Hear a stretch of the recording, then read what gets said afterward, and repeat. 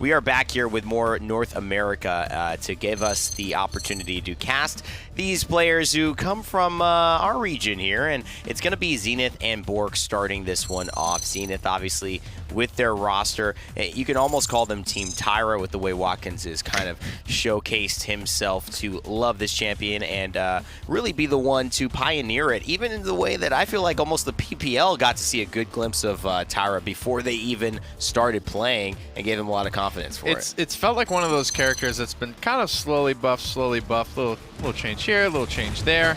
And again, Hunting Party is one of those things that it just looks so good on paper, but no one really gave it the time of day. And now that we thought Nade Launcher was going to be the way, that was what Watkins did a ton of, but in the PPL, Hunting Party seems to be, at the high levels of coordination, the way to go. Maybe the synergy with the Cassie also augmenting with the big game, just making it so much more effective. Dude. And this glorious Grok play to be able to team wipe, keep the momentum rolling, and to win that Ice Mines game after the 1v4. That was pretty awesome. So a lot to look forward to from Zenith. This week, though, BOORK has a lot of question marks. Obviously, they've been mired with a lot of issues. They've had players banned for offensive language and removed from the league. And Bitey and the rest of the squad have had to shuffle and reshuffle to make sure that they have a team that they feel not only confident that can perform, but also that can have team synergy in as far as the community feeling. That's not the easiest of tasks, especially when you have to add people new, but they're going to try and make do this week.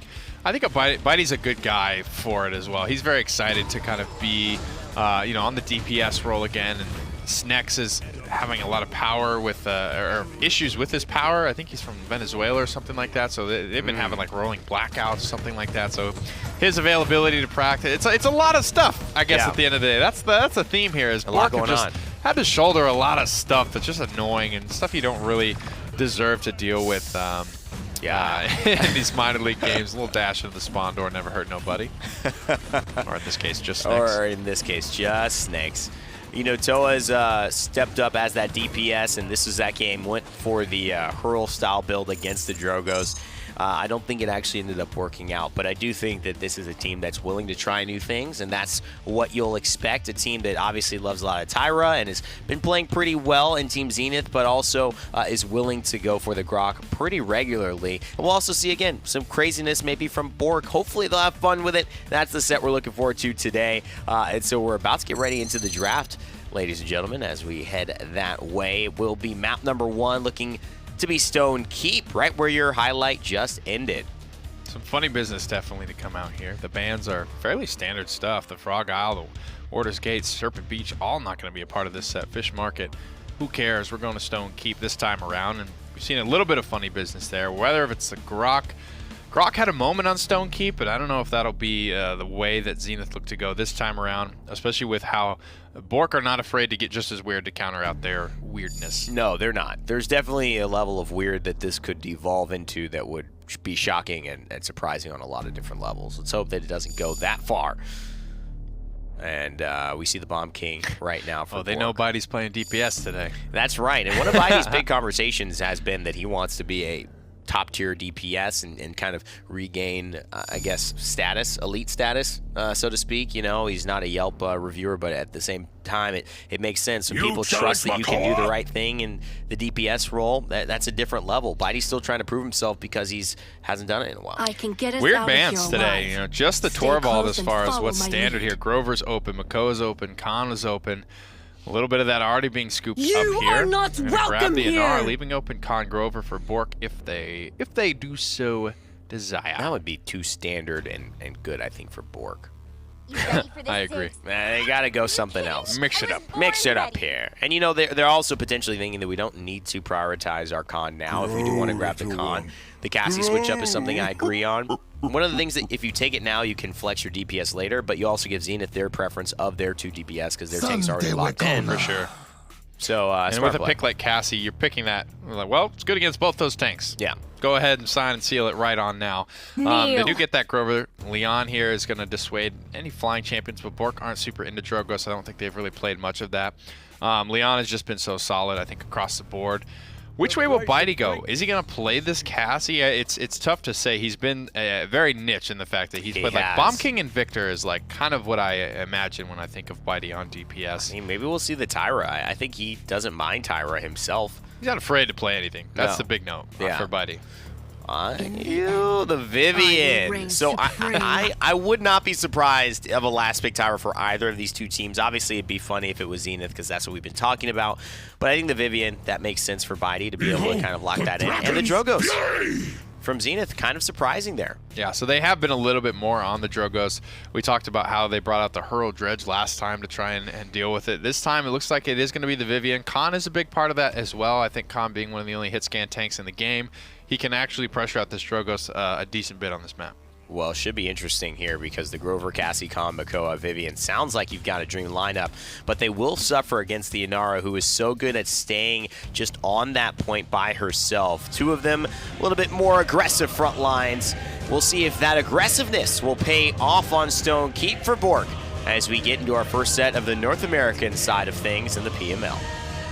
Thank you very much, guys. On the desk, and BOORK looking to make their way into the win column here. We were kind of chuckling in here about the BOORK logo and just how great it is. It's just such a funny. I have never seen a more fitting logo for a team. Like it's one of those things. Like everyone has their logo. Obviously, like all the PPL teams, their logos fit the name because professional graphic design. But to have a team named BOORK and to have a logo that fits it perfectly, shout outs to Joe Brown. Right. No, absolutely. Looks great. BOORK looking good. Trying to start things off here on the right foot. Getting things off.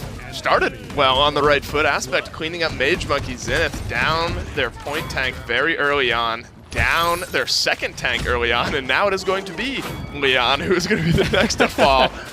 BOORK find themselves a clean 3 start here and go up 24% now on the point. NIU on Zenith trying to find some impact here on this Drogos. Not able to find any right off the bat. 57% now for BOORK and climbing.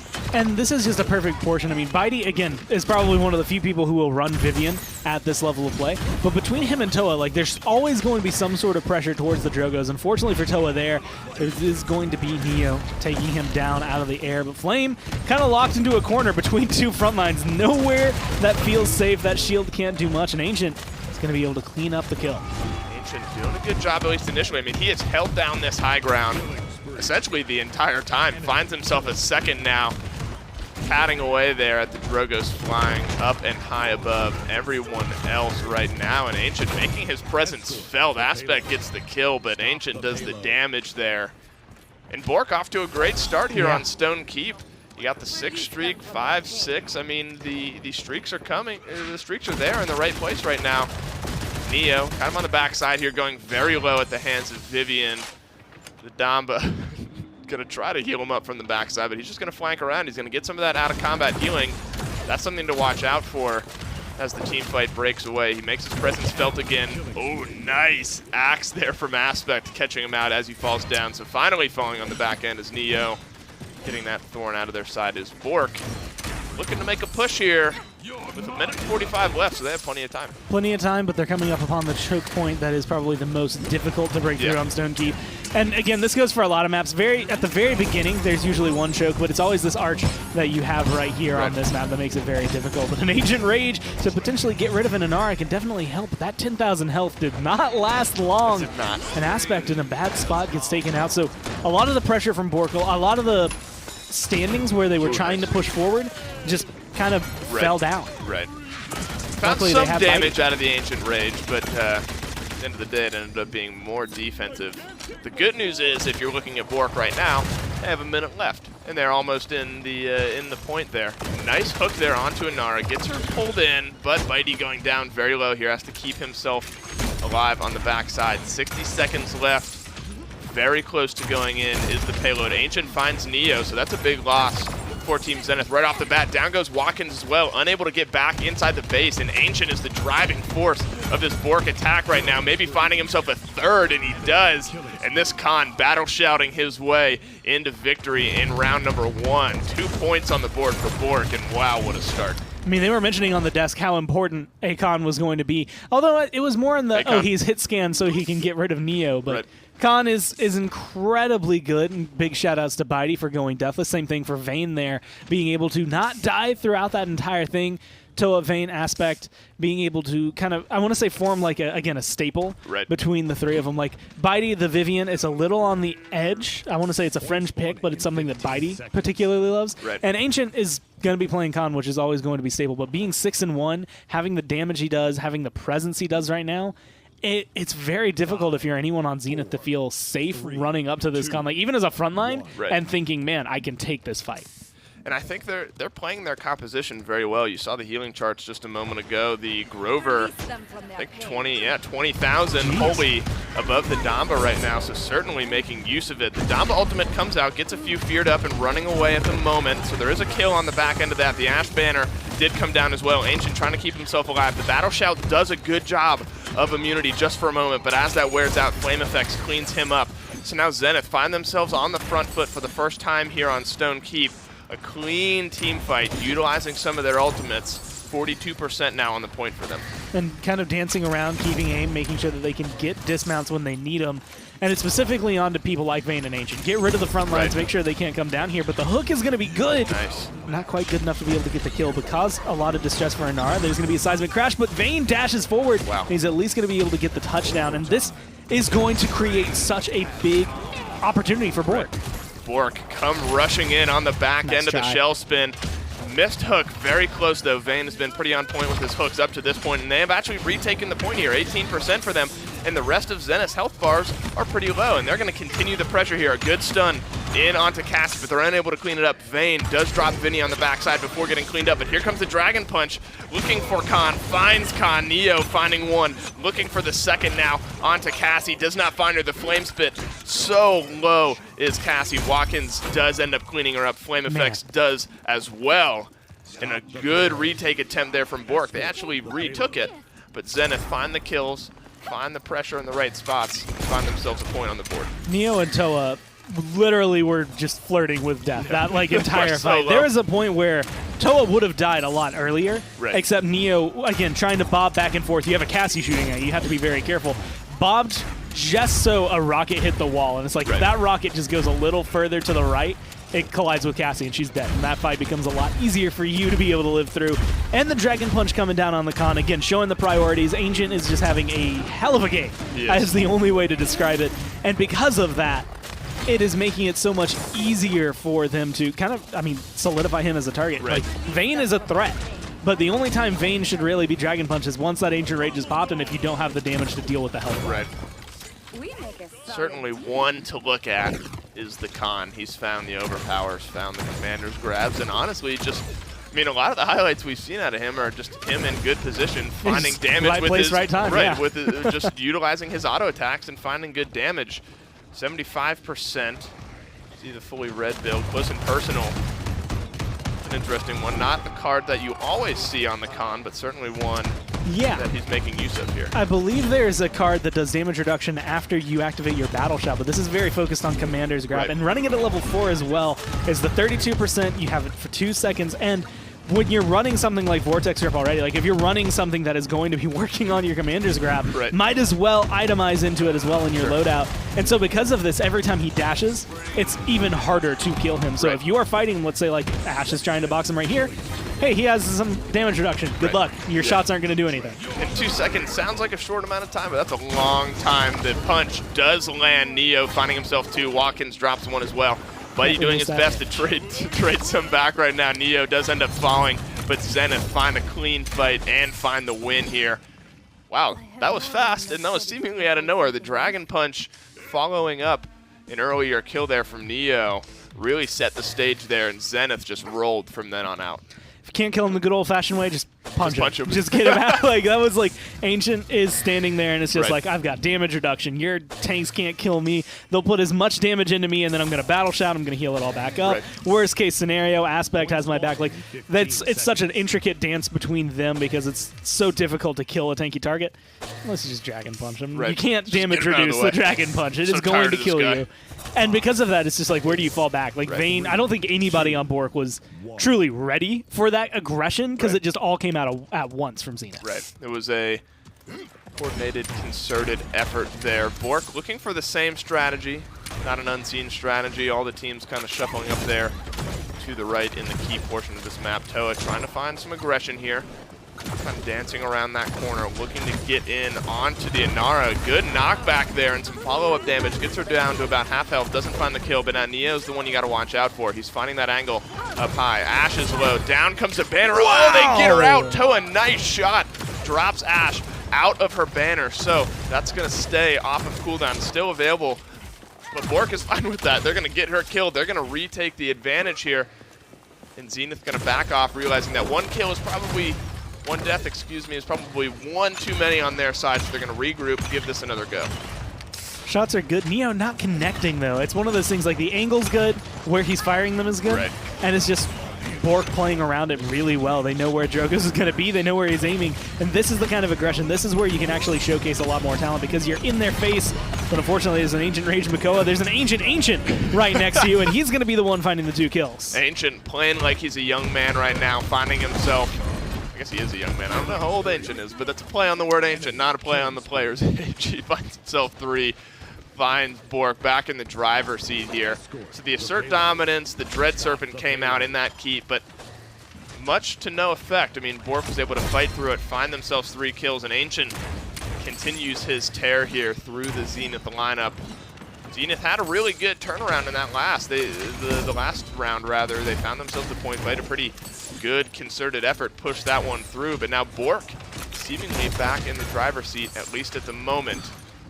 Looking to get this one pushed through and get themselves on the board here with a win on map number 1. Nice shots there from Watkins, drops Toa. And just doing whatever they can. The aggression's going to be there. Bitey gets 1. Ancient is looking for another. Has the overpower, so you can expect that to be able to find an Ashe or an Inara if they make it through this arch. And that's going to be the key. Right. Holding on to your ults until the right time. Bitey can throw his out. Sentinels are going to be important no matter what, and because they charge up while they're active, it's always going to be good. Right. But for everyone else, it's making sure you use it at the right moment and the right breath, or else it might just go for naught. Oh, the Sentinels trading back and forth with the Leon. Watkins ends up going down on the back end of it. The wall's going to keep them from re-engaging, at least for the moment, but Mage Monkey is soon to fall as the rest of BOORK are pushing through, and BOORK are firing on all cylinders right now. Bitey in those Sentinels providing tons of extra damage right now. Ashe is the target. Ashe is going to fall, and BOORK, little Dragon Punch coming in there at the end. I must go, my people need me. But BOORK getting on the board here on Stone Keep. And now I'm not in their comms, but I can feel, that Inara comes up, or Inara wall comes up in front of Bitey. Sentinels and him just start tearing it down. I could almost hear him going, "Mr. Gorbachev, tear down this wall." Like I could hear the quote coming from Bitey, just knowing, because that's the kind of feel I get, not only from the team, but from where they were. I mean, they're in control. They looked really good during the last half of that round, and again, ult control, everything was really in their favor. Well, BOORK off to a very hot start, going up 1-0 on Stone Keep. To break it down, we're going to send it back to Evan and Nick. Thanks, guys. This could be the BOORK that, after having a pretty rough couple of weeks, has finally had the weight lifted. They looked completely different, and they dominated that game. But I will say that I didn't know Ancient was on this team. I didn't hear about that, and he's an old-school player who's been very successful on aggro tanks like Khan and like Makoa, and he's brought a whole new dynamic to the squad. Yeah, I think it's funny to note that BOORK is, I think, one of the few teams scrimming console teams, and they have one of the cleanest Vivians on the block, so maybe learning a thing or two from the console boys, and if that ends up being something that they go to very often, I think it did a pretty good job at shutting down Niyu, who has been unequivocally one of the keys to success and one of the hyper carries for this team seeing the squad. So if they keep a lead on him, this set becomes much easier. Absolutely. That did seem to be the big case, and they also drafted the Drogos into the Vivian, saying that Zenith maybe had a little bit more confidence than they should have, knowing the result and the way that it shifted towards BOORK. Overall, really good stats across the board for the entirety of BOORK. Zenith had a couple of highlights. Watkins did a ton of damage on that Leon. That is undeniable. But BOORK just seemed to have a full command towards that last point. Yeah, really, really good slash lines. Can you get that damage to stick? That's the key. 6 and 6, Niu definitely not having that hyper carry performance. They keep him off the Cassie.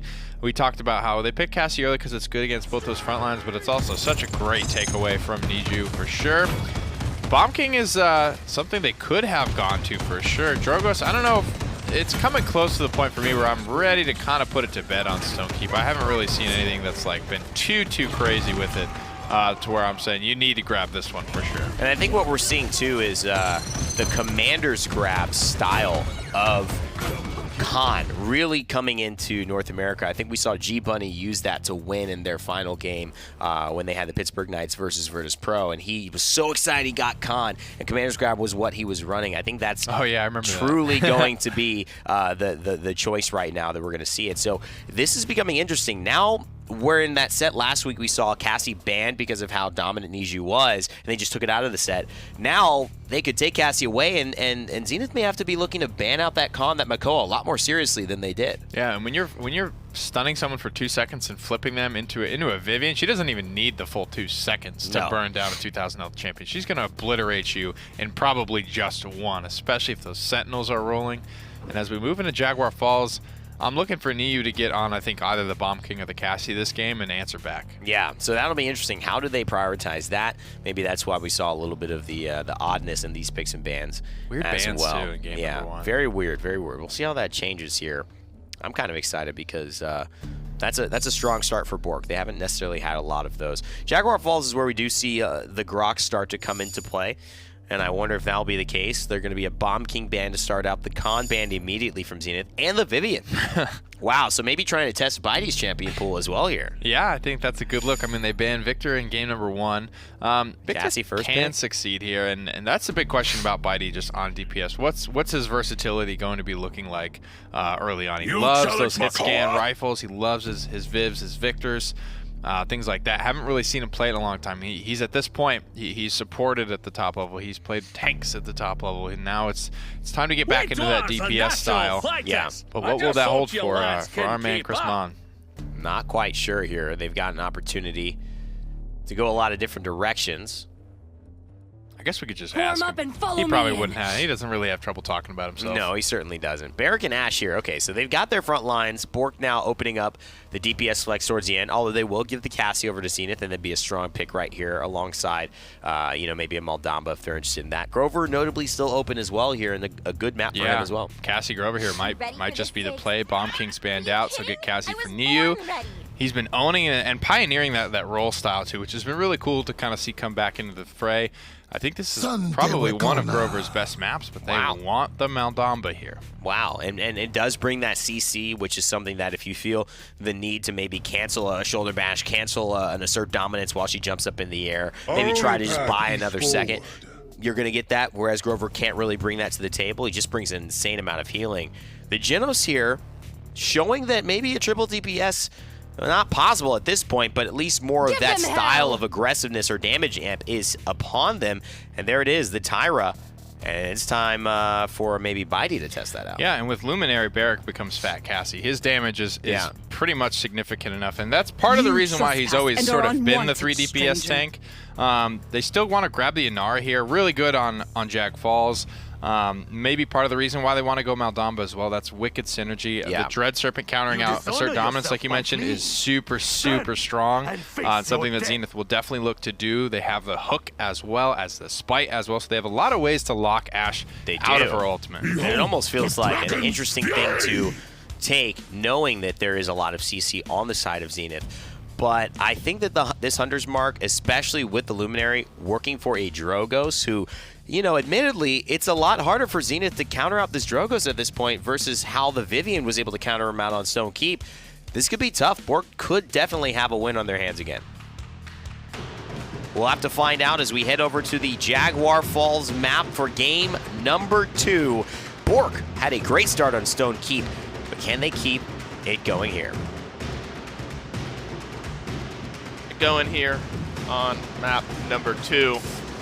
Certainly potent lineup coming out for them right now.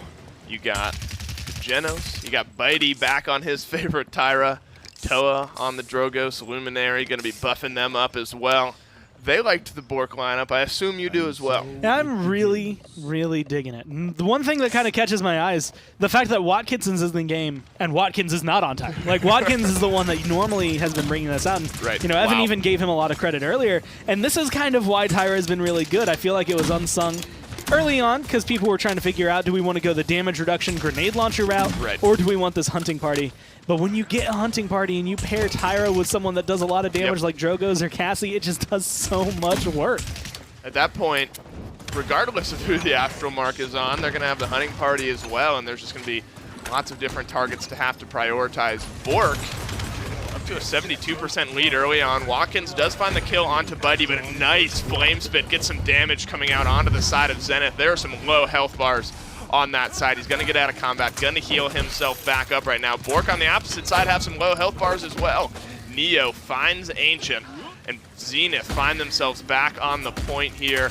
BOORK looking for a retake, but that was just kind of a fast start. I mean, there was a lot of early aggression from BOORK. Zenith flipped it on its head, and they find themselves on the point now. And it was a lot of, like, I'm going to punch you really hard, and then I'm going to punch you twice as hard back. And that's exactly what Zenith did. They found out where they wanted. Of course, I think it's poetic justice for Watkins to be the one that kills off the Tyra of all people, because he knows what you're going to be trying with it. And unfortunately, there for Ancient, that's twice in a row he's tried to come in off the side and hasn't been able to touch down. Hasn't been able to find the same aggressiveness from the last time. A nice hook in onto Bitey. That's going to be Bitey going down. Toa does find one. And now the Dread Serpent onto Toa gets him running away in fear of the snakes. But overtime ticking away here for Zenith, looking to get on the board early on. Ash is going to try to get a touch here, but she is going to go low. Good body blocks. Good blocking there coming out from Watkins. Zenith playing their team comp to a T, I think, to start things off here. A good 1-0 start, and they've just found the right picks, I think, early on. They found the correct targets to go for. And a lot of it is the switch that the desk was even saying they wanted to see after that last game. They were looking at it, and they were like, you know what? I kind of want to see Neo like switch away, go back onto the Cassie, go onto something that can carry maybe a little harder. Right there, he's going to get taken down, and Neo is having more of a presence this game than I think we saw in the Drogos last game. And even though, again, I kind of meme Watkins for playing a lot of Tyra, the Zen pick on this map, Zen's always good on this map, and being able to pick it up and like have someone who is capable on Zen and being able to accomplish the 7 streak right now that Watkins is on is so important and crucial for your team to be successful. He might not be top damage yet, but he's definitely focusing on the flank routes perfectly. I caught a dome shield that came out there on the Barrack, but it didn't look like there was any offense going on. Sylvain using his ultimate. He probably saw something I didn't see. But getting hooked in here is the Ash, going to shoulder bash her way into flame effects. So the hook actually drawing danger closer to him than I think he would have ideally found. BOORK now trying to stall this one out. About a minute left here. They get a little bit of space with Zenith now on the back foot. Bitey just continuing to fire away. Watkins finding a kill onto Ancient. So down goes the Ash finally. Bitey going so low. I think he had double-digit numbers there on his health. Genos able to get him back up and healthy right now. And there are just some trades going back and forth right now. Neither team finding the upper hand. A low Drogos could be the way that this one gets started, as BOORK are now on the back foot. This is an interesting back and forth between these two teams. It feels like a lot of ults coming down from BOORK, like just kind of thrown out for the sake of being thrown out. They get a lot of progress out of them, maybe a couple kills, but then you end up in scenarios like this where you're just kind of locked in the corner. Right. Now it's just on the back of Neo. I mean, the rest of his team finding the lockdown, finding the CC that they needed, but Neo just not missing any shots there on the Cassie. 6-1-3, streaking on 5, streaking on 6, 9, and 9. Flame effects, no streak for him, but certainly making his presence felt. Ninny on that Damba, not dying just yet. Hero Watkins or Mage Monkey. On the opposite side, Toa doing a pretty decent job. Ancient not having the same impact as we saw last game. I mean, he was tearing through Zenith on that con, but Bitey still top damage on the Tyra. At least one of the deaths on Zenith were someone jumping off the map. I don't know if it was Watkins or if it was Neo, but they're the only two that have deaths, and there are only 3 kills on the side of BOORK. So being able to go through that round as cleanly as Zenith did, it just comes to be a big trade-up. Like, Toa needs to be able to do a little bit more on the Drogos, and I think that's where a lot of the initial pressure is going to fall. Bitey's been doing the damage. He just needs a little backup. I think the way Nick explains it often is a pretty good way to look at it here, in that Luminary Genos will keep you in the fight. It'll help you win the fight early on. See the Dragon Punch coming in, looking for a target, not going to find one, get himself out. But Luminary Genos will potentially keep you in the fight early on, but as the fight drags on, you know, you're going to be less in it. Yeah. And the Damba doing a good job. I think we saw the healing charge just a minute ago. Damba doing a good bit of healing, keeping them up. Yeah, doubling up on the healing of the Genos. Although that's to be expected. Again, I mean, the Genos, more utility-based, does provide some healing, but the Luminary is really what you pick them for here. But in the meantime, BOORK up to 93%. Get a quick pause here by Flame Effects, but there towards the end, we saw BOORK finding their footing again, up to 93% on the point. And it's the idea, and it goes back to the Genos conversation, where it's just Genos is not going to be the guy that's saving you from every single fight, where you're just like, I back off, I get 500 healing, I go back in. It's you have to be on your own, really. Like, especially if they have Cauterize online, like, my healing is not going to be enough, and we saw that in the charts. Literally, like you said, half of what Moldamba's putting out, but the damage difference, especially with a Hunter's Mark on the Tyra as well, you do so much damage as BOORK for these fights that that will open up these points. If you can out-damage their sustain, you're set. And that's been a lot of it. That's what we saw there. I mean, there were only a couple picks there coming out for BOORK, but that was enough to transition it into a fight for them. The spite onto Ancient is going to equal a dead Ashe. Watkins doing a good job there on the Zen, finding his presence here. BOORK finding themselves a point fight on the back end of some of that Luminary Genos damage. Fight looking to break out here. I mean, there's almost like 3 choke points that you have to break through on this map. Getting the payload out from the point, under the archway, and then in are kind of the 3 different spots that you tend to see some fights breaking out. BOORK pushed back here, nice hook. Now onto Ancient's going to keep him all locked down, but the banner's going to come out and keep him alive. Now Cassie's the one dancing in and out of that immunity field, not taking any damage, but returning some good onto the side of Team Zenith. And BOORK now answering back 1 for 1. Flame Effects finds 1, but Toa does as well. He's just firing out damage as this Drogoz from up high. A nice grasp keeps the Makoa locked up. Niu finding Toa finally on the back end. And this fight is just kind of going back and forth right now. You know, there's an 85 split every single time you hook as Makoa, that hook is going to be either really good, which is the 85, or there's that 15% chance in there that it's going to hurt you more than it helps. Right. And that's kind of what started that entire engagement. You see this hook come out onto Ashe, and Makoa's like, wait a minute. I only have 2,000 health. This is not a fight I should be taking. He gets out, and it's very fortunate that you could see a little bit of indecision from Ancient in that moment, because he didn't know who to shoot at, where he wanted to shoot. So Flame Effects kind of being able to walk away with his life, at least the first time around, not this time around, created a little bit of space, got them a little bit of defense, burned the timer down, but it hasn't stopped it. Has not stopped it. 45 seconds left, about halfway to go. Vayne finding himself too. Watkins is the one who's going to drop here. Bitey finding the damage again on the Tyra, one of his favorite champions, showing us why here. Mage Monkey is going to be the one who goes down on the back end of this. They have about 30 seconds left. Not too long to go on the payload push here. A few kills for BOORK could mean this one going through. The hook landing again onto Vayne. He's going to rocket boot, bowling ball himself out, finding himself the shield as well. Zen is the target of Vayne at the moment, but a fight looking to get broken out. The Ashe is a little bit locked in the corner there, as well as the Barrack. Ancient falling, or dropping Watkins, excuse me, and Neo is going to be the one who drops Toa as well. So 1 for 1 now. Damage dealers down on both sides. Ancient's trying to find the damage onto Cassie, but instead it's Bitey who falls on the side of Zenith. Overtime ticking away here. If this one goes too much longer, Zenith will respawn, and they'll be able to defend this one. And it looks like they're able to do just that. Ancient getting out alive. One more shot from Cassie will do it, but not gonna. There it is, Neo, waiting for the last possible second.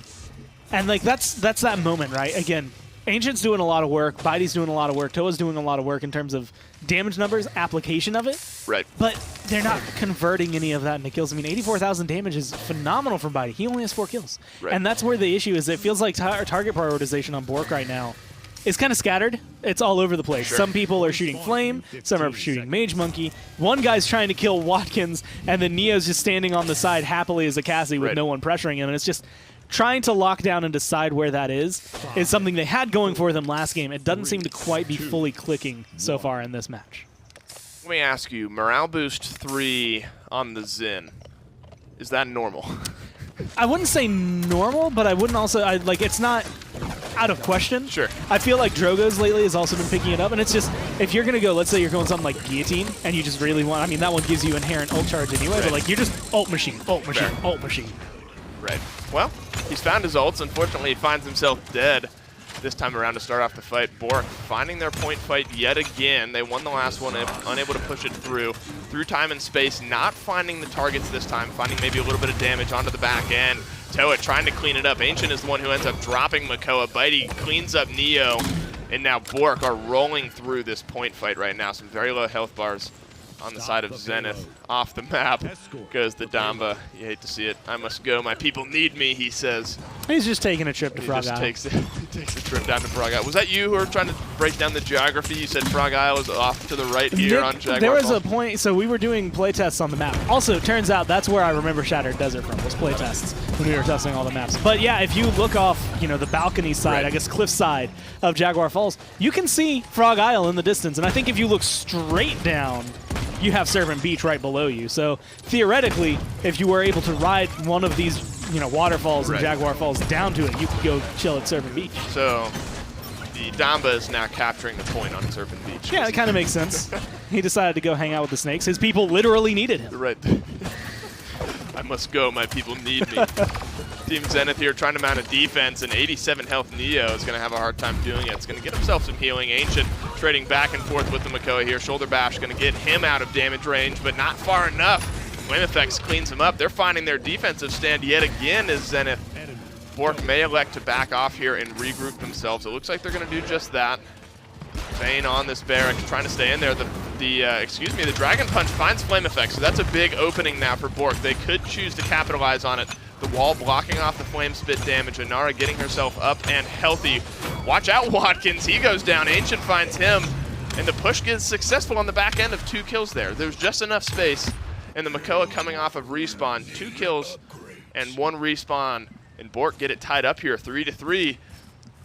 Potentially going up 2-0 in this series. And really good pacing throughout all of that fight. I think that's the thing, is it wasn't 5 kills, they all respawn, we have to get 5 kills. It was like, here's a kill, here's a kill. A couple seconds later, here's a kill. 10 seconds later, here's a kill. And like by the time the first guys are respawning, you're killing off the last 2 that were remaining. So it's in this constant cycle where Zenith, they're pouring out of the base, they're right there, they can go defend, but they only really have maybe 3 people to truly fight you. A 3-on-5 perpetually, with the 3 always changing as to who's going to be there. Right.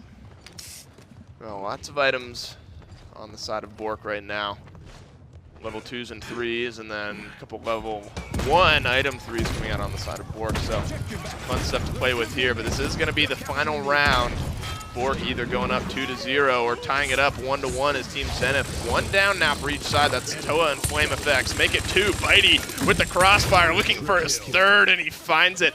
Coming alive on this Tyra, showing us why he loves her so much.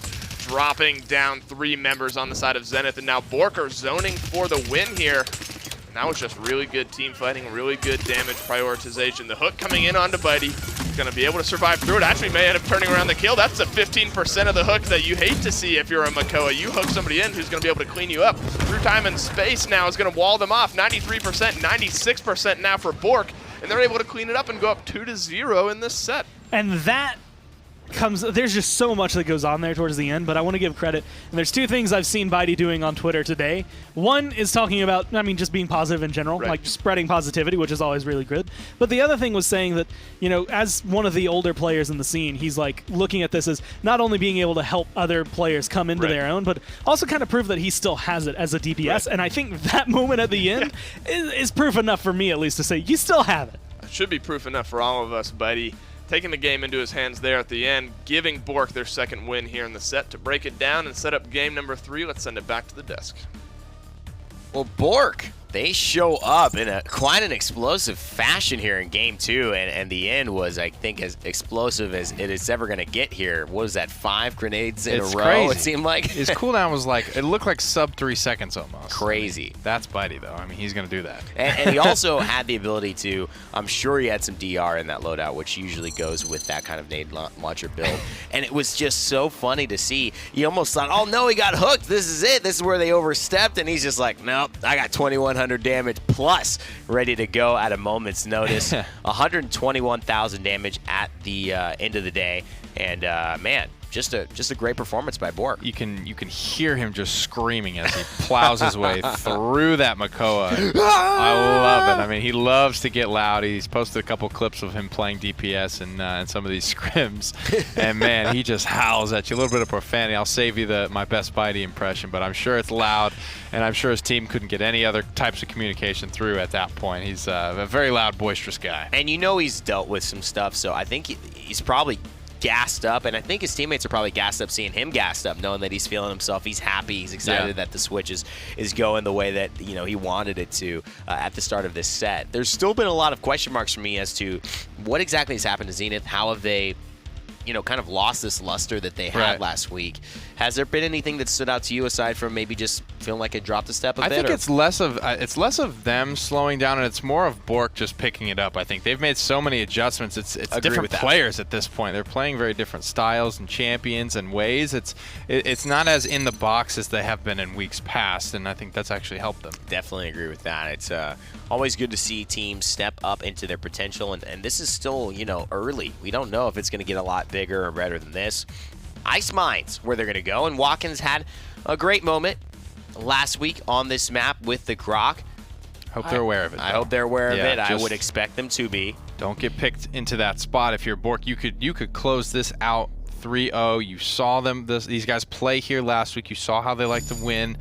Just be aware of that. Do your homework, and I think that's really going to show here in the draft. If they've done their homework, they won't get picked in that corner, and they'll know how Zenith operate, because Zenith were pushed very hard in that game and had to show a lot. And Clown Fiesta, too, have had a very strong kind of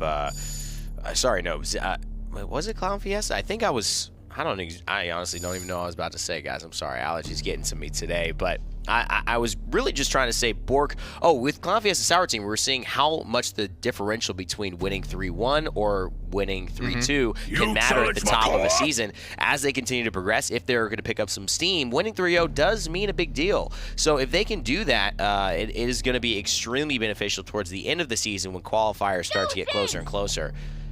And this is the time. I mean, we talk a lot about consoles. Only the top teams qualifying out. It's the top two usually for minor league, and with so much even at the top of the North American minor league scene in flux right now, there's a lot of players coming and going. We can call it the PPL, things like that going on, and a lot of roster changes that are starting to swirl around on Twitter that haven't taken place just yet, but I think we're going to be seeing so many changes in North America where if BOORK can keep their foot on the gas, they could find themselves in second place very, very quickly here, even though they're bottom right now. Yeah, I mean, everybody's going to try to be getting to first. They're going to try to make that big run, and they're going to try to make those teams that can just dominate here and be able to qualify. But second place, you're right, could be there. And hey, first too, Ancient's a great pickup for this team so far. I like what he's done on Ashe and on Khan in games 1 and 2. The Makoa, the Barrack, the Pip, that's a pretty dangerous lineup. But Cassie Grover is also pretty effective, and it takes Cassie away from Niju, so he's going to have to be rocking on that Pip and having a lot of success today. Grab the Fernando, so BOORK have to get a little bit creative here in game number 3. They do get the Inara late in the draft as well. Nobody really going super hard for Inara this time around. A lot of front lines banned out. That's the difference this time in this game. A little bit more return to form here, and maybe target banning out Ancient a little bit, trying to see if they can get him uncomfortable. Yeah, I mean, the Khan and the Ashe, the two champions he's played, those are both out of the window. Same with first pick, so they do force that weird situation of, choose your words what are you going to do? You ban Torvald, you're going to ban Makoa, and they chose the Torvald. The Tyra here, as well as familiar territory for Watkins, so everyone looks comfortable on Zenith. This is a good lineup for them. I like it a lot. Yeah. What does BOORK do here? Definitely want to watch out for the hunting party or not coming through for Zenith. They have a lot of potential damage amp there, and like if Pip's getting Luminary and Catalyst and shooting a target that's Hunter's Mark, he's going to hurt. He's going to hurt harder than like a Bomb King would in that instance. But Bitey does get his Victor. He does. And that is always a recipe for success. Bitey loves Victor. We'll see if Victor loves Bitey and if Victor loves Ice Mines, especially against the slows that Pip can bring. Let's send it down to your casters and get Game 3 underway. Thank you very much, guys on the desk. Forget how awesome the intro music is to some of these ice. This is the first icy, snowy map we've seen today. It's always the hardened metal rock music introing these maps. Never mind. I don't know where I was going to go with that. I had like a sentence planned out, and then my brain caught up to it and decided it was probably not a good idea. So we're just gonna move on from it. We're just gonna pass it right on up. Bitey finding himself on the victor this time around, going up against his favorite Tyra. So it'll be interesting to see that one play out. Watkins, though, back on Tyra is probably a big issue, depending on how well he's going to perform. Always looks really good on this Tyra. But if it's going to be able to get the performance he needs is the question. Bitey, I think Bitey versus Watkins is going to be big, but also looking maybe towards Toa on the Cassie and how much damage that is going to be able to throw onto this Tyra as well. Did a good job on the Drogos last game, making his presence felt. Some big flame spits connecting. BOORK off to the early lead here on this point. Not on the Grok this time is Watkins, so no redo of that fancy 1v4 from last time. Oh, that was so good. Unfortunately, I forgot about that. That was so good. Was wild. What he does find is just a huge amount of damage into the back of Vayne, making a double kill now onto Bitey. He just walks around the corner, finds his hunter's mark, and finds another kill. And Zenith find themselves back on the point now, 75%. So now it's BOORK's point to retake. Evil Mojo drops Ancient, just securing it up. 93% becomes 96. And that becomes 1 at the end of overtime here. There could be a potential touch coming out from the Inara. Nice body block there from the Makoa, keeping her out. 99% now once they touch on the side of Zenith, and they finally get the touch out and get 3 kills to boot.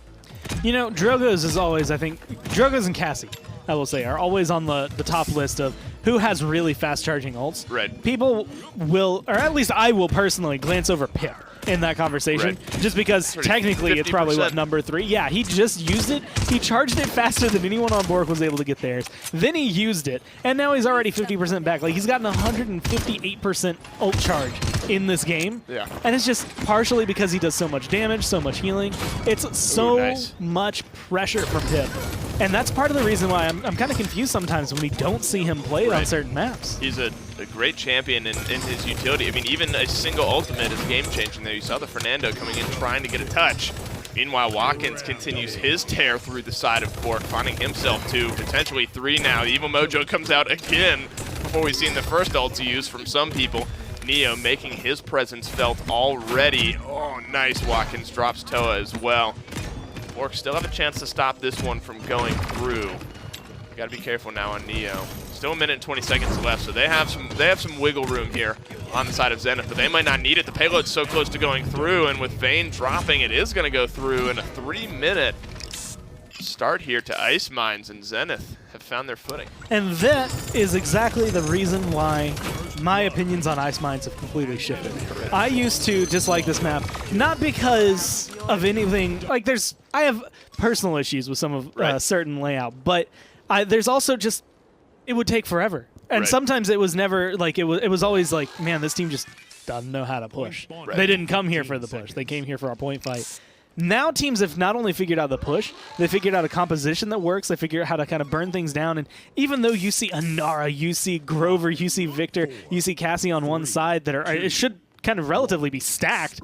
They're losing because it just works so much better to have kind of Neo playing the hybrid, I can heal you, I can kill you, role along with Nini, making sure that any sort of luminary damage and lack of healing is made up for.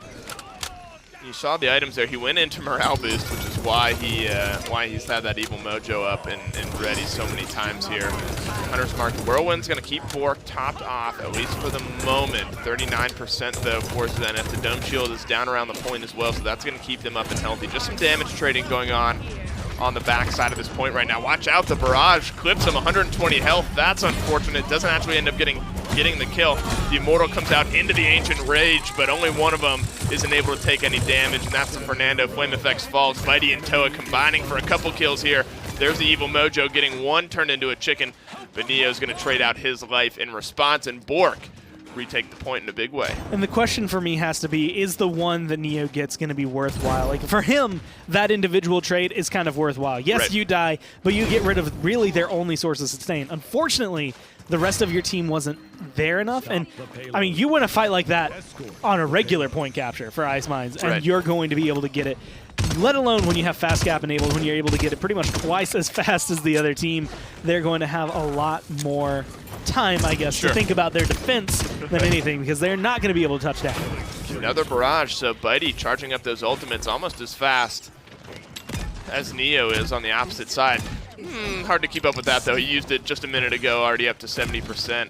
So his Evil Mojos are going to be up and available super fast, 86% now, and that's just on the back end of some damage and a kill, 93% now, and a couple kills coming out now for Zenith, stalling out this BOORK push. Stagger some of these kills a little bit. He is going to be able to keep himself alive. Instead, finds himself off the map. I know the call there is just reset, and I know that's what he's doing. It's just so funny. But to see a Grover vine himself up over a wall and just literally just go yeet off of the map. And it's not like, oh, hey, he was overpowered off. It's like, nah, this is my own decision. I used my vine, my movement speed to get to this area. That is truly. It just never gets old. I must go. That is right there is the definition of I must go. My people need me. Just leaps himself off the map. That's right. Neo does have his Evil Mojo ready though if he wants to use it here. Spray God. That's one thing I've noticed. He loves to spray. Always preparing himself for those highlight reel plays because it could happen at any given point here. And he's getting aggressive now onto the Cassian. Finds her with the help of Mage Monkey. He does drop on the backside. Vayne cleaning that one out. BOORK though, Fernando, Ancient dropping low. Falling out of the fight here. So there's some kills back and forth. With 40 seconds left, this payload has not moved an inch off the point. BOORK trying to find their way out of their base, but going to be tough to do. Zenith really poised here to take a 3-1 lead on Ice Mine. And this goes back to some key phrasing I used earlier, right? Where Zenith get to focus on their defense. At the time, it was mainly because they weren't going to be able to touch the point. They couldn't stop it. But it's also because this is the first choke point of Ice Mines. This is the hardest thing to get past at the very beginning if a team is set up and doing well. Flame finally goes down. They get rid of Watkins. Like, you can finally start pushing this payload now. Right. You have 10 seconds left in the round before you go into overtime. Right. They'll just a be able to little bit of time. respawn and a little bit of space to go. I mean, they are on the payload. They are moving at overtime, not ticking away just yet. I guess I've seen crazier things happen. I mean, a few staggered kills here could mean BOORK pushing it through, but they certainly have long distance to go right now. They have zero room for error. They cannot not be touching this payload at any given time. Bitey smells out the flank coming out here from Neo, utilizing the Evil Mojo. And why not when it's already back up to almost 20% when you use it on one person? That's a little gross to me. Like, I hate seeing Evil Mojo charge that much, It's and a I'm not even quarter in of the the way game. up. He got one kill, some damage, and some more damage, and it's already back up to, I think he hit 3 shots and got a kill, and it's back up to 58% or 51. It's just... I mean, why not? I mean, but why not There's use going it to be when- someone in this game who genuinely will spend about 3/4 of the game as a chicken. Right. You hate to see it. Or dead, depending on how See ya. that goes. And there he goes. He even He get sprays. the spray. He knows what he's doing. He knows where he's going. And, of course, Grover has been making a big splash today, although 0-4 and 10, not doing too hot right now. Aspect has kind of the standard build. Verdant Expanse is probably your biggest one. Some people will run this at 4, some at 5. Kind of depends on whether you want to put more points in maybe Perennial or Unstoppable. And Unstoppable is a card that was on the rise a little bit afterward. But it's just, again, those first 3 cards, it's get my heal up more often, make my heal bigger, keep me alive when I heal. Like, it's literally just, as long as I am healing, everything's going well. And then you're just like, okay, well, also, like, some cooldown reduction and a little bit of stuff on the extra side. But it is very much built in to keep Aspect alive. Unfortunately, it hasn't been doing too hot. It hadn't been doing its job as well, I guess, as he would like. Right. Ooh, through time and spice. Through time and spice catches Bitey on the backside there, and down he goes. Ninny starting things off here for Zenith, trying to find their first win in this series. The Ancient Rage comes out, starts whacking away onto the Fernando, going to keep himself alive, and Nara's going to be the one in his eyes now as Ancient Rage wears out. She's going to wall herself off here, keep herself alive for just a minute, and in the meantime, 60% here for Zenith, and BOORK's got to be careful. This fight goes on long enough. They're not able to get a touch. This could easily go through, become 4-1, and round this one off. I mean, doing whatever they can, but Watkins is uncontested on the side, just dumping damage into Vayne. He might not get the kill, but it's really on the back of that amount of damage numbers popping up. 99% overtime ticking away. A couple kills now coming out for Zenith. Certainly this spells the end for BOORK on this map. Zenith able to find themselves win #1 in the series, but BOORK still just 1 game away. I think breaking that down, like admittedly, like there's a lot of damage on both sides, a lot of control from both sides. Right. I genuinely think it comes down to the just sheer amount of evil mojos. Like if you're a frontline or even a support or anybody and you happen to be fighting that Pip, there's probably at the end of the game a 50% chance he has it. And if you go into that fight thinking, I might just turn into a chicken, it doesn't matter if you have Resilience 3, even if you can limit that down to 2 seconds of a polymorph, you're going to die. You're going to die, and die they did. Zenith answering back on Ice Mines in a big way. 2-1 still, though, in favor of BOORK, but to break down game number 3 and set up the next one, here's Evan and Nick on the desk. Thank you, Dave. It feels like BOORK couldn't make it out alive from the mosh pit that was created due to the hype of the Ice Mines rock band that had played us in. Unfortunately, BOORK will have to go tie this one back up and see if they can go at it again. And honestly, it's unfortunate because now they are threatened being tied there and not being able to push the set away. And do you think this changes how they're feeling about their games? Hopefully not. Ice Mines is still one of those maps where if you don't really have, you've played it, right? But if you don't have a plan, if you don't know exactly what you're doing on a map like this, then I think it's fairly easy to come out of this map with your head held high, as well as the fact that it was a pretty quick game. Neo had about 65 evil mojos in that game with Morale Boost 3. It's tough to play against. Watkins, again, so much damage amp when he's playing with the hunting party style. It's just a lot that I feel maybe BOORK weren't exactly used to. And it just also felt like that maybe just this is the first draft where things went kind of wrong for me as far as the way it looked. The second the Victor locked in, I know Bidey loves himself some Victor. I really despise it on this map, and in particular, I really just don't like the way that it rounded out their draft with a lot of like, I want to say the ability to be very dangerous at one moment in time. Whereas the Pip and the Makoa and and even the Tyra have these moments where they can, if they do the thing, they're so dangerous. I felt like, Victor is a great constant source of DPS, but lacks that kind of execution power that some of those other champions do.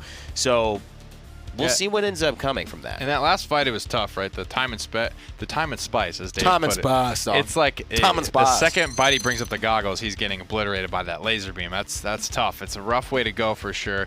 And sometimes comfort is what you go to when, again, I said, like, if you don't know exactly what you want to do, if you don't have a plan going in, then you kind of just go towards the comfort pick.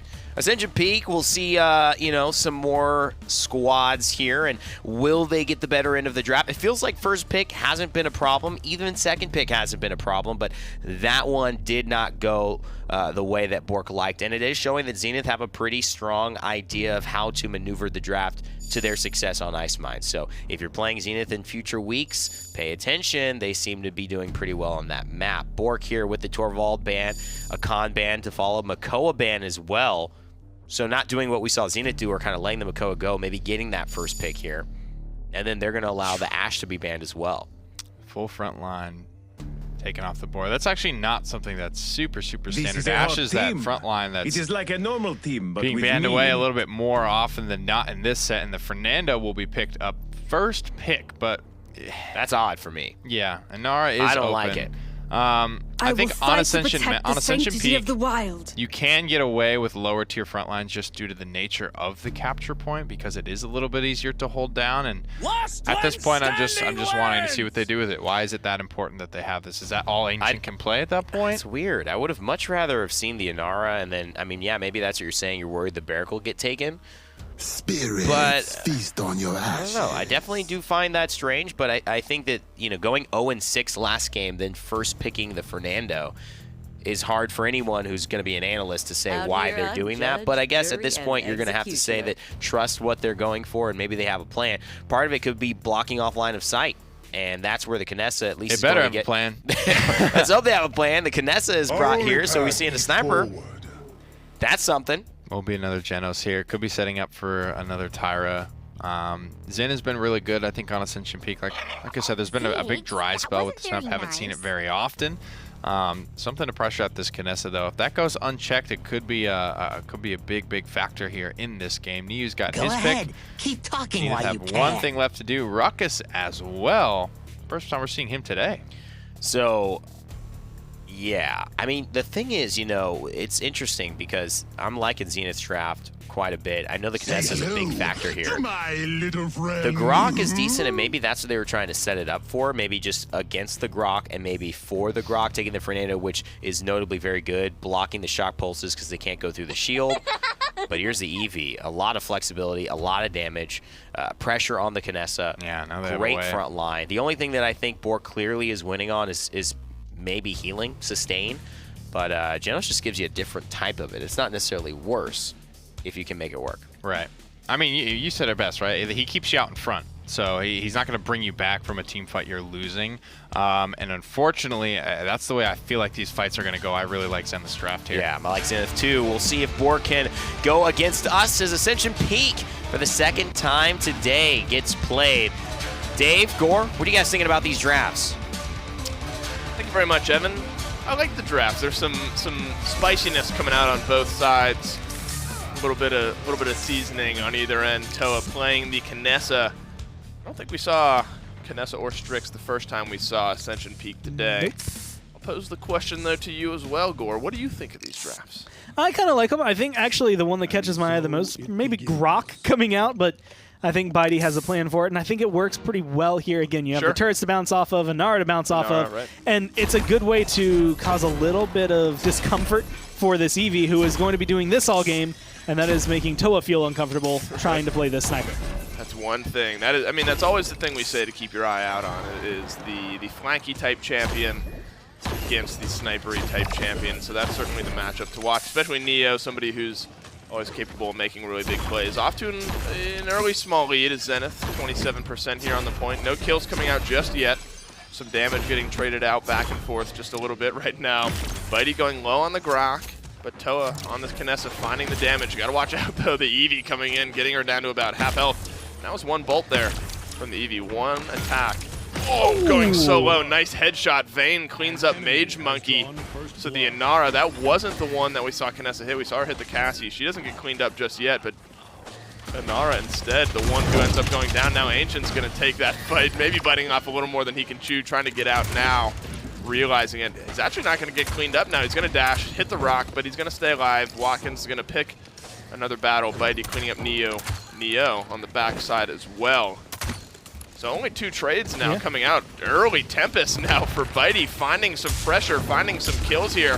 Inara going down, Vayne finding his second kill of the game. BOORK retaking the point now, 45% now. Eevee getting in, trying to find some damage. Ooh, nice damage from Bitey as well. He's finding some early damage. He already had a Tempest. Pushed Zenith off the point, now 75% here for BOORK. This is the thing about Grok, and the thing I was saying actually on the desk earlier, where it's just pretty much any support, depending on how you're playing them, is going to be viable. Grok can heal. Grok does a lot of damage, though, and that is one of the key things. His damage numbers, again, help him charge his ult up a little quicker than you would typically see, and because of that, Tempest is such a big team fight ult, it enables a lot, and right now you can see the pressure. Immortal just used, but it's up to Eevee. Can she get rid of the Knessa? She's looking for it, not able to hit the shots. 99% now on the point for BOORK, so one touch. Well, Zenith is not there. Nice flick shot, Toa. That is a hard shot to hit, and he does it right there in a big way. That's the battle he's going to have to win as this fight goes on. The Immortal did come out just previously, so that's not available for this final push here. Some ultimates are around. Hexifier does come out early on. Bitey is the one who ends up falling, though. Watkins finding himself, too. Looking for a third now. Onto the Damba. Aspect falls. He finds 3. Looking for 4.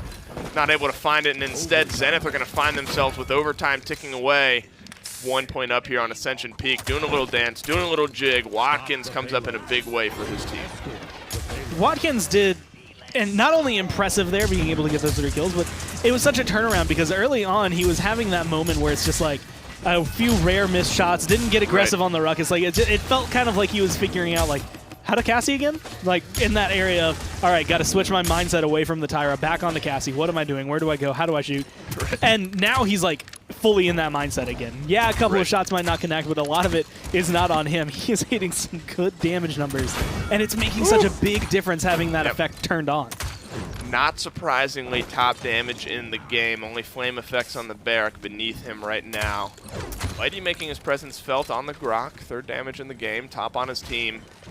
Zenith with 1 minute and 40 seconds left. Looking to push this one through. Certainly have the time, certainly have team comp that can do just that. Not very far to go either, especially on a map like Ascension Peak. BOORK pretty much zoned back into their base right now as the fight is starting to break out. Toa's trying to find some damage, unable to clean up, teleporting himself up high right now, and they're just fighting around the corner. Zenith is doing a good job of keeping themselves out of the sight line of Toa right now. Toa's able to find the shots onto Genos on the back line, though. And Nara keeping herself alive as well, and there's just poke going on right now. Through time and space, trying to open things up here for Zenith. Tempest comes out as a response, or excuse me, Immortal comes out as a response, so that's down yet again. 58 seconds left still. Plenty of time here for Zenith to push their way through. Tons of low health bars on Zenith. This could be BOORK's opening that they choose to go for, but they're fighting around the corner right now. They're not able to find the damage. Oh, the healing numbers are so good, though. That's the thing. Yeah. It's keeping Vayne alive, keeping him pumped up. Unfortunately, it's not long enough, and so he's going to end up falling down. And now the payload's moving closer to the base. The shots are going to be good. Watkins and Neo find kills. They time it just right on the back of 2 kills, potentially 3 and 4 coming up here for Neo. Down goes Bitey, down goes Ancient on the Ruckus, and the payload looking like it's going to make its way through.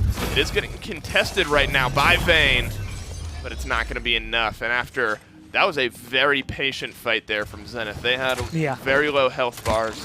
The Genos was keeping them up, keeping them alive, and they waited for just the right moment to really engage on that, and that was really the turning point, I think, that helped them push it through. And kind of pulling BOORK away to push them back in, kind of deal, where it's like, we got Vayne just in that awkward area where we could just come up and punch him, and then we can go on to the rest of the team. And an unfortunate round, really, for Ancient, of all people. 0-4-0, not doing a lot in terms, not able to get a single elimination, not part of a single kill. Granted, there were only 5 total for their team.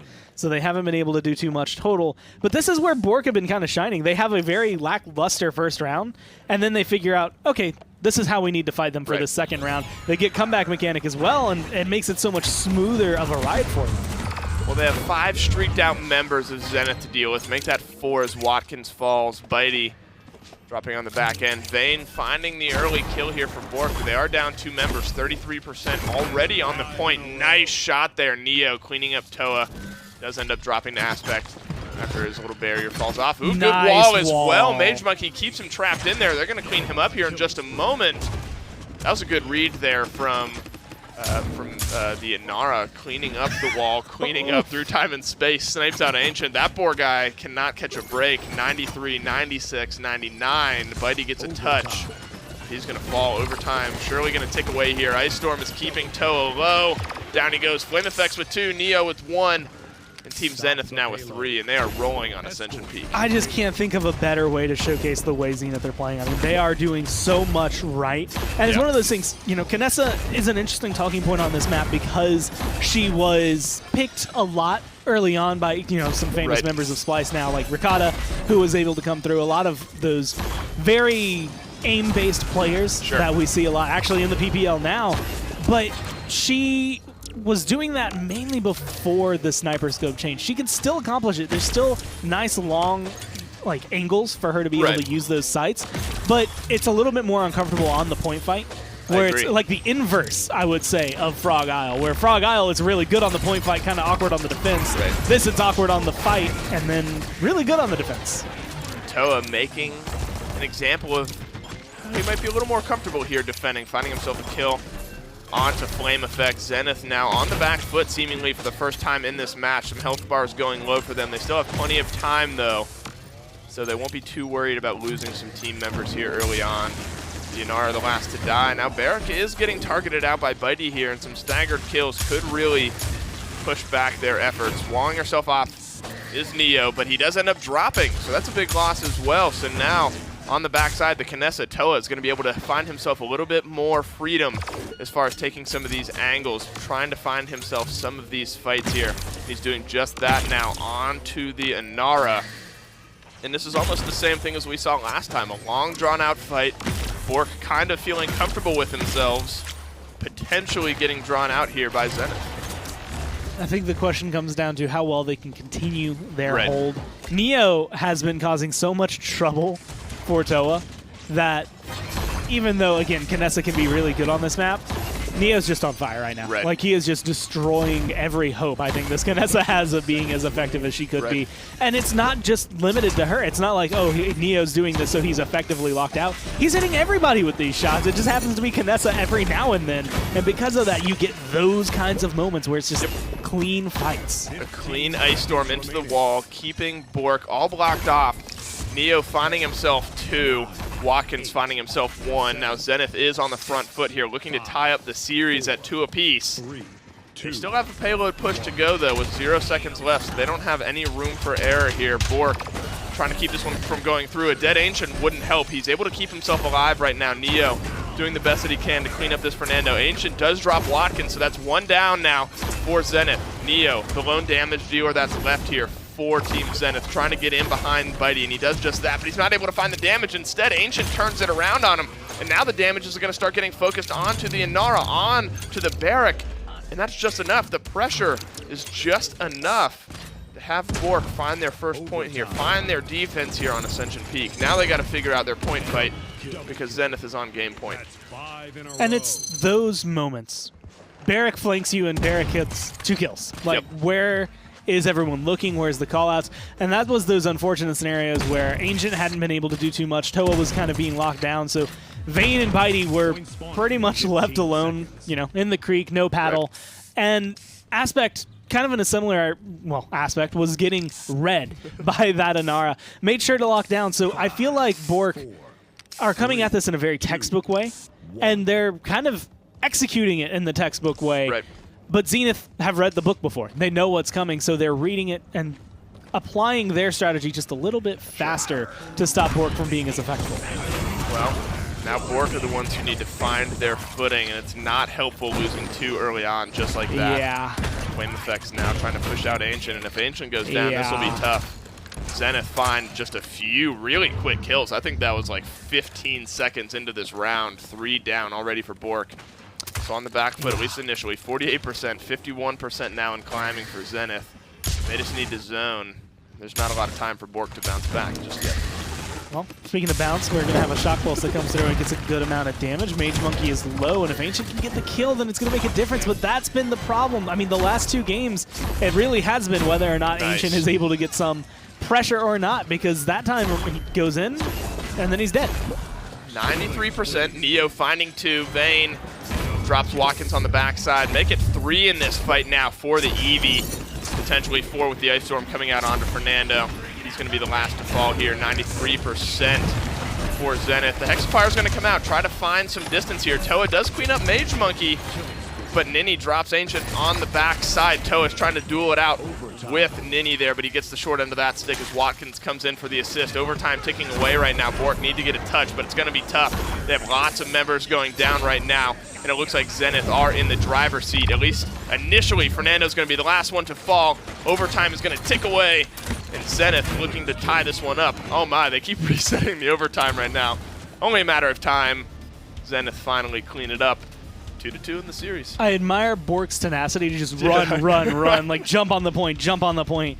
But there was a certain point where it's like, all right, I'm going to go in. All right, I'm dead. I'm going to go in. Now I'm dead. Right. It just felt like a very one by one towards the end there. Well, to game 5 we go, but to break down game number 4, we'll send it back to Evan and Nick on the desk.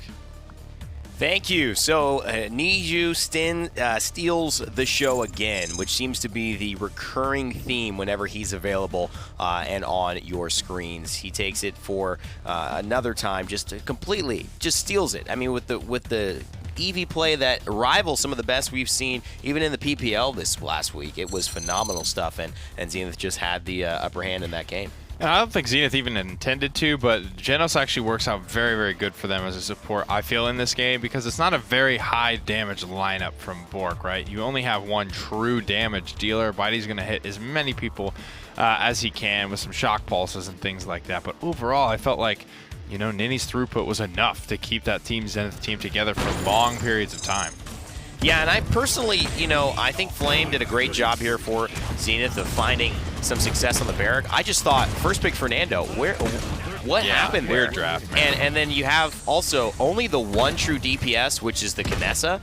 I feel like that's just so linear, and it just doesn't give you that same level of flexibility. I would have much rather seen, instead of the Grok, like a BK, or you know, maybe if it wasn't banned, I think it might have been this game, but something of that ilk, to where you can have another level of flexibility and another level of real burst damage. Yeah. You know, not that consistent play. It just felt like there was not a lot of win conditions for BOORK in their lineup. BK was banned out, and they left themselves open with that fairly early Kinessa, or the counterable Kinessa there. Niu isn't the biggest EV player, but he definitely looks serviceable on it. Had the Luminary Genos as well, which is kind of like it's almost like a crutch for you to kind of get your feet wet on EV. If you're good enough and you have a Luminary Genos behind you, have so much more sustain and damage, the game becomes a little bit easier for you to pull off. So this is interesting. Now it's all tied up.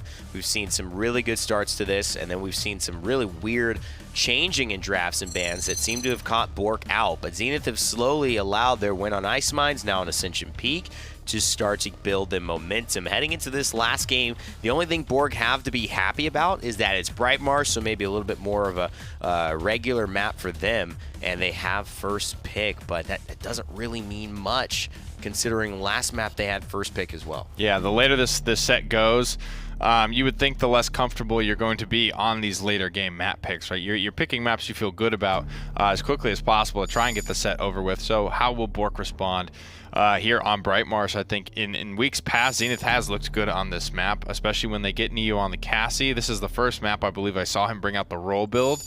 So that's definitely something to be aware of for BOORK going into this one. Tank bans have been heavy-handed in this set. Bomb King will be one of them this time around. Barrack, actually. Maybe they should have banned the Fernando. Yeah, I don't know. At this point, maybe they're cool picking it. I think they're like, hey, let them have Fernando. I mean, let them do their thing.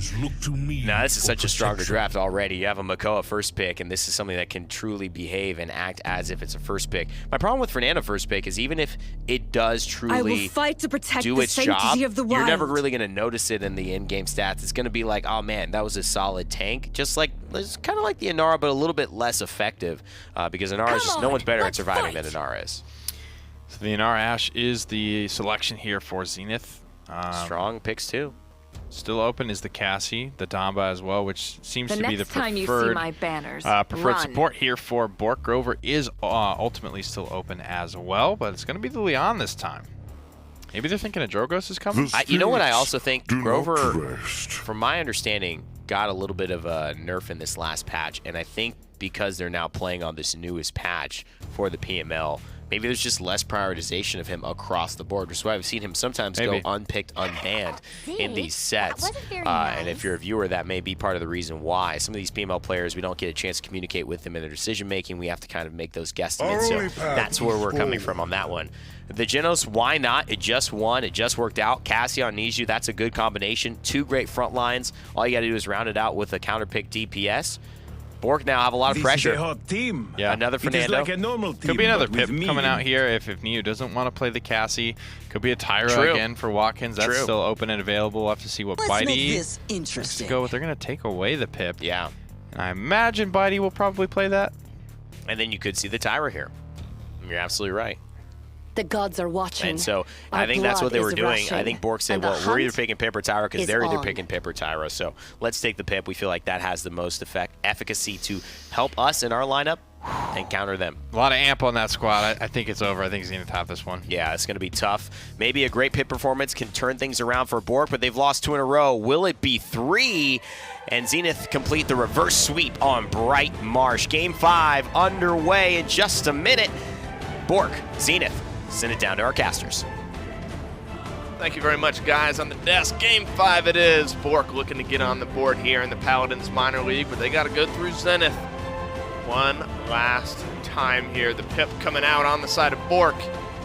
The Luminary Hunting Party, Watkins, Nini, Genos, Tyra stack coming out on the opposite side, though. The Pip, something to look out for, though. They got crushed by the Pip on Ice Mines. The constant ulting Neo maybe taught them their lesson. Instead, they go with the Pip this time. 93 ults a minute. It's not something you typically get It's to a new see. stat. Toa is in this interesting spot where, again, he has a lot of damage. He has the potential to be a full carry and I think his performance will hinge whether or not BOORK can make or break the set. Certainly what you have to watch out for. Already right off the bat, Zenith on the back foot. Health bar-wise, the Tyra is so low. Watkins nearly dropping to start things off here, and Nara's going very, very low as well, and Bitey doing a good job of just target trading right now, realizing that he can only put out damage onto certain people. He's just trading back and forth. Mage Monkey's the first to fall here. BOORK get themselves onto the point. 36% and climbing now for them. Not doing a full court press, realizing they don't really have the freedom to do that on the back of one kill, but Watkins, they are kind of pushed back here. They're not really in a zone where they're able to get a lot of damage in onto the point, and Nara makes her way back. Teams are just going to continue trading back some damage. Ancient is the next to fall here. Can't think of anyone probably more apt to play a Makoa than someone named Ancient. Unfortunately, it's going to get locked out right there. Not going to be able to find too much follow-up, and because of that 51% for BOORK doesn't seem like a big number anymore. It's now 69 and rising for Zenith. And again, Toa almost has that Evil Mojo charged up, might have the presence to be able to go forward and get a lot of kills, and he has it. It's just through the window. Through the window, through the walls. Here comes Evil Mojo. Down go the chickens. Toa finds himself one. Vayne dropping Neo on the backside. Now Anara is the last up for Zenith, and Anara is going to go down, and BOORK find themselves on the board first here. It was just on the back end of a nice Evil Mojo, but there were some picks that happened on either end of it. And they find the aggression at the right time and on the right place and find themselves on the board here first. Being able to come back into the fight. I mean, that's kind of been the way they won their first two games anyway, was them maybe not having the best first round and then coming back and being able to pick it up. Now finally getting that first round, kind of keeping Zenith on their toes. If they can keep them locked down, keep them under control, this could be their Bright Marsh map. Unfortunately, I feel like I'm seeing some very similar things from last game in this game's Ancient. Just not as much of a presence as he had earlier on in the set. Trying to get themselves backed off here and regrouped. They realize they are not going to win this current engagement. So trying to reset and fight another day. Unfortunately, these staggered kills are really stalling it out. Neo is keeping himself alive, spraying the ground, as we have become so accustomed to him doing. Ancient staying alive. Now he has the Ashe to deal with, trying to get back inside that Grover healing ring, and he's doing just that. So he's keeping himself alive. Nice hook out of the air onto the Ashe. There's not really any follow-up damage, at least at the moment. Now he's trying to take on the Cassie. She is going to go lower. They're able to find Neo on the Cassie. The answer is no, at least at the moment. She's up underneath him, though. The Pip is there for follow-up damage as well, but she's healthy now this time. There's just these kind of little skirmishes going on either side. No full court press, no full team engagements just yet. Cassie is the next to drop. That buys BOORK some space. Maybe that's what they'll need to capitalize on as this payload moves forward. The shots are good from Bitey. This aggression is good from Bitey. I like the idea of pushing up here. Unfortunately, Ancient goes forward, doesn't hook anybody, doesn't even go for the hook, but is looking for some interesting shots, interesting angles. This is really, I mean, Bright Marsh is an interesting map because it's less about maybe one specific choke point, maybe having an archway. It's kind of, can I break this corner, can I break this corner, and how do I deal when I'm under threat from their base? As of right now, Zenith have broken the corners, or Zenith have had their corners broken, but can they defend their base? That is the ultimate question. It's not going to be easy to do when you're 3 team members down, just a Genos and Tyra now trying to hold on the defense. And BOORK, after a very slow start, now on the front foot, pushing into the base. They have 15 seconds left. Not too much distance to go here. Nice hook in onto Watkins. Is going to pull him down, but the stun comes out and down goes to Makoa, but Watkins ends up getting traded out. The Evil Mojo's ready if they decide to use it right now. Doesn't come out just yet. Instead, he's just going to trade for straight up damage, and the damage is going in favor of BOORK right now. They haven't lost anyone, and health bars aren't that low. Down goes another member on Team Zenith, Flame FX. Now Anara's the last one contesting the point. If she goes down, this one will go through once overtime starts ticking away. And just like that, BOORK up 2-0 here on Bright Marsh. Potentially one round away from getting themselves on the board here in the minor league. And at the end of the day, at the end of the push, rather, they've maintained 4 ults going into this round. Didn't use the Mojo. They keep themselves in control. They're finding kills onto front lines without having to pop something like an Evil Mojo. No Ancient Rage was used. No Immortal was forced out. And granted, maybe the Enlightenment from Bitey isn't the most important ult on the team, but it's still a huge burst of damage that he's now been able to maintain. Being able to come through and find a kill maybe onto Watkins or to Neo. So coming into this round, this comes into a very bitey mentality. Who can use your ults the best and fastest? No, and that bodes, I think, to just good team communication. They realized, okay, I'm going to clean this guy up. I don't need your ultimate. You know, this guy's going to fall next. We don't need your ultimate. And then they finally probably just realized at a point, we'll see it off. We'll see it through without having to ult. The Evil Mojo being used early on here is going to clean up one. Bitey is going to fall as well. Actually, wait, no, I don't think the chicken ended up getting cleaned up. So the Evil Mojo doesn't find one, but Ancient and Aspect find a couple for themselves anyway. BOORK off to a good start here. Zenith had themselves on the point, but that fast cap really doing themselves some favors here. 39%. Neo is going to be the next to fall. BOORK now retake, and now are on the front foot. Still fully streaked out. Save the Leon. And they still have some ultimates to play with. Neo was in a very good flank position, and then Bitey just rolled up on him like, yo, dude, what's up? Yeah, pulls out his gun. Not having it. Not going to have it anymore. Making sure he goes down. Ash looking to be in an awkward scenario, has to dash away. But Neo again gets caught out and taken down. There's just these small side engagements going on right now, and it's just enough to give BOORK the upper hand. You got to be careful, Zenith. 87% now on the point. You got to get in there. You got to contest. 96% on the Evil Mojo. A couple more shots are going to push that one through, and there was a no contest. They weren't even able to get in there and try to get a touch. So now BOORK, up 3-0 on Brightmarsh, are pushing for the win and pushing to take Zenith out. Potentially being able to not only find the map win, their set win, and a lot of comfort in the knowledge that their hard work is paying off. After a lot of turmoil at the very beginning, it could make a big difference. And admittedly, right now, I'm not seeing enough from Zenith that I think is going to make a difference for them. I mean, Flame Effects gets aggressive there. He ulted, put a lot of pressure down, and then he was just there for too long. He finally ends up falling down. Quick pause is going to come in, but the thing to look at is BOORK being firmly on the gas pedal right now. They are so firmly in the driver's seat. You saw 4 members streaked out for them at the end of that round, and Zenith just on the back foot. They need to find a way to answer back, but they got to win 4 straight here. Yeah, and it comes down to very specific things where it's just where are your ults being used, how are they being used, and where's your positioning. I mean, I feel like I saw 4 members on the left side, and then Neo goes up on the right side and dies, and it's just like, why? Where's this disconnect? Like, where's the communication?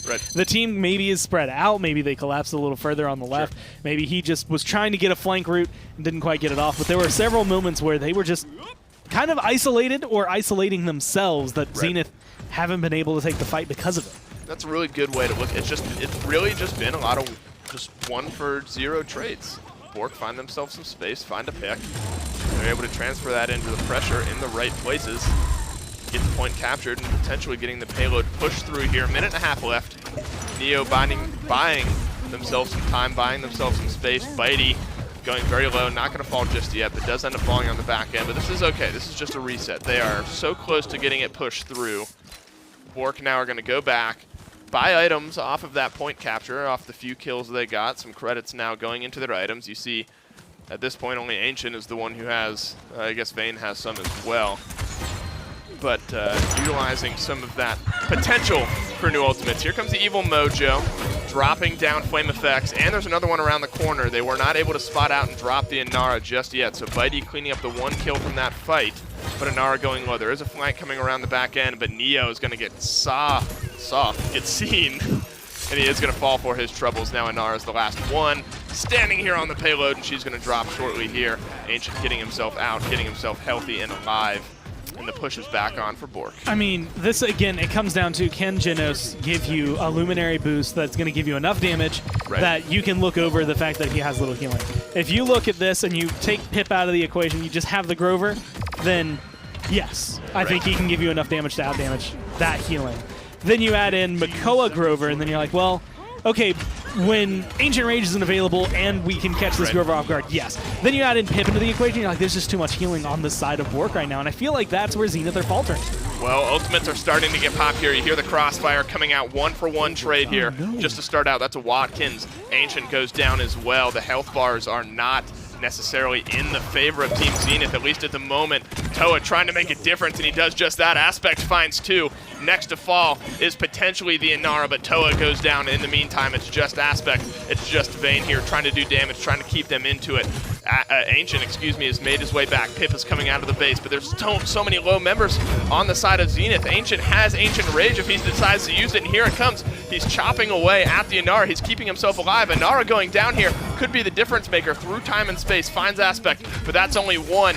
Down goes Mage Monkey. Down goes Flame FX. BOORK looking to push this one through, and they may just do just that. Bitey finds two, Ancient finds one, and BOORK find their bite and find themselves win number 1 here in the minor league. And they pick themselves up to the point where, again, weeks 1, weeks 2, even going into week 3, there was a lot of roster turmoil, whether or not they're going to have the full people they came into. I think actually enough members have changed from week 1 to week 3 that you can qualify this as a somewhat different team. And Bitey and the crew finally bring it all together. Bitey and the crew go all 5 games. Take one here off Team Zenith. And that was a fun one, but to break it down, we're going to send it back to Evan and Nick on the desk.